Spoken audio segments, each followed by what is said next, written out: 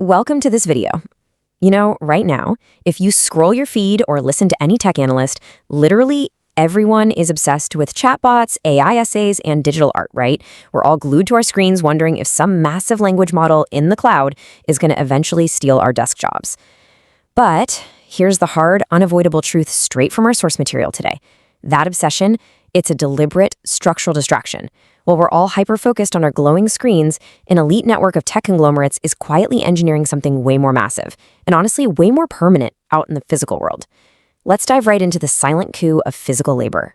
What's really interesting about this slide is the stark contrast happening right under our noses. On one hand, you have what you see every day, the digital illusion. Coding assistants, customer service bots, those fun AI image generators.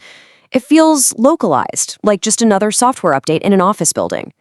But if you flip the perspective to what's actively hidden behind closed factory gates out in industrial parks and deserts, well, that's where you see the massive deployment of autonomous robotics and heavily mechanized labor grids. The real disruption isn't just floating on some server in the cloud. It's happening on the ground, in the dirt, on the concrete, and it is scaling at a completely exponential rate. So what does this all mean? The absolutely crucial point we have to grasp is that the true endgame of modern automation isn't about replacing human thought or just writing a better email. The goal is to entirely eliminate human movement from the global economy. Just think about the sheer gravity of that for a second.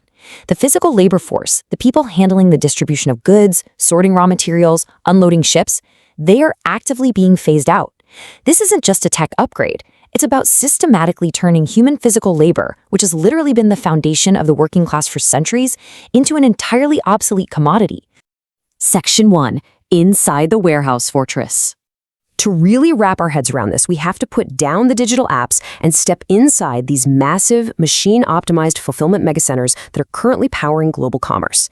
Inside these fortresses, human pickers and sorters are rapidly being replaced by proprietary fleets of autonomous drive units. And the corporate advantages? They are absolutely ruthless. Think about it. Zero sleep required, no labor unions, no minimum wage demands, no sick days. Plus, they operate on absolute optimization matrices. Every single inch of movement is mathematically calculated for maximum profit. They don't take a slightly wider turn. They never pause. These physical spaces aren't even built for humans anymore. They are dark, massive hives designed exclusively for machine efficiency. And this brings us to a frankly chilling reality directly from the research. The human workers left in these environments are literally referred to as temporary biological bridges. Yeah, that is exactly how biological labor is viewed by the system right now. They're no longer seen as skilled laborers or long-term investments. Instead, they're intensely monitored by wearable sensors and strict productivity algorithms, basically acting as placeholders.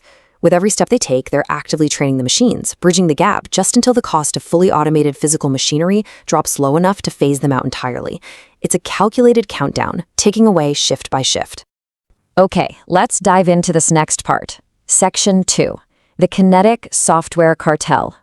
So this physical monopoly extends way beyond warehouse walls. The metal and the wheels, that's just the physical manifestation of fiercely protected, highly lucrative algorithms. To understand this cartel, we have to look at Kinetic software. This is the foundational algorithm that coordinates spatial awareness, object identification, and physical movement in constantly changing environments. Basically, it's the synthetic brain that tells a robot exactly how to move through a chaotic space without hitting a wall or dropping a package. And the reality check here? A handful of trillion-dollar tech cartels own all of it. They completely own the critical bridge between the digital world of data and the physical world of movement. Now, you might be wondering, if this tech is so revolutionary, why can't a brilliant independent startup or some local engineering firm just build a better robot? Well, they are blocked by an insurmountable legal wall. First up, micro-patents on virtually every physical sensor and mechanical joint. If you build a robotic arm that pivots in a specific way, you're probably violating a patent held by a megacorporation. Second, the pathfinding logic is completely locked down. The complex math that gets a machine from point A to point B efficiently, totally proprietary. And third, this creates a total monopoly on hardware movement. No local manufacturing business can even compete with this automated efficiency because they are legally barred from innovating within that kinetic space. The drawbridge has essentially been pulled up. Section 3. The Centralized Resource Matrix.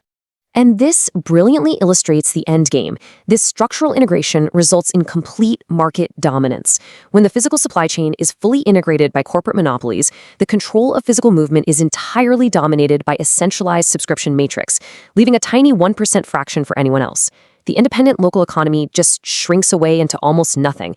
The corporate cost of running a global logistics empire drops to basically zero because the machines run themselves.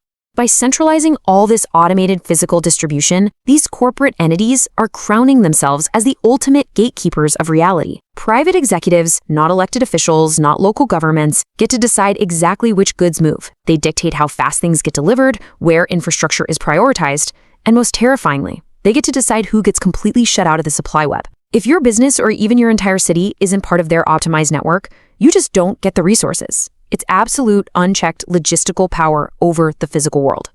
The crucial takeaway here is absolutely devastating when you really let it sink in.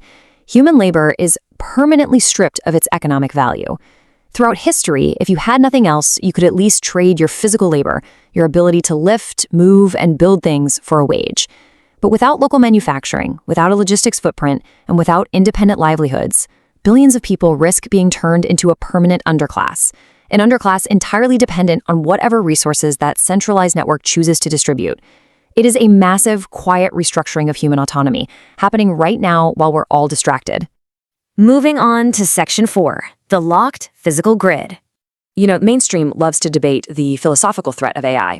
Digital minds, artificial consciousness, endless podcasts asking, will AI wake up and take over the world? But our source material insists we need to drop the sci-fi hypotheticals and focus on the immediate threat, mechanical frameworks that move. A digital entity that thinks or passes a Turing test, that's a debate for tomorrow.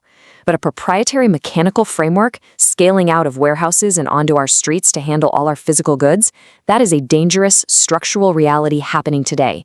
It doesn't need to be conscious to completely upend our way of life. It just needs to be efficient. So what does tomorrow's architecture actually look like? Well, our daily survival is being hollowed out and rebuilt around proprietary machines. Tomorrow's corporate rulers won't even need to pass sweeping laws to control populations because they'll already hold absolute dominance over the mechanical muscles that feed, clothe, and supply our cities. The free market of human capability, your innate facility to just go out into the world, use your own two hands, and physically build or move something for economic gain, is rapidly closing down. You simply cannot compete with a kinetic grid that never sleeps, never eats, and literally owns the legal rights to its own movement. As the physical grid is locked tightly into place, we have to face a really harsh truth. The system is cleaning its books. Your loss of economic utility, the phasing out of your physical job or your local supply chain, it's not an accident of technological progress. It's not a glitch. It is a highly calculated purge on an automated corporate ledger. Biological workers are messy, they're expensive, and they're unpredictable, and the centralized matrix is systematically writing them out of the equation. So I want to leave you with this. When the machine can completely move itself, what happens to the human cost? If you're a biological worker on that global ledger, you eventually become an unwanted expense.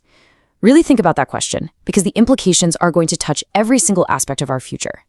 This silent coup isn't just about fascinating robotics or cool new warehouse tech. It's about the future of our physical utility and our absolute independence in the world. Thank you so much for joining me on this fast-paced video. Stay curious, stay alert, and I'll see you next time.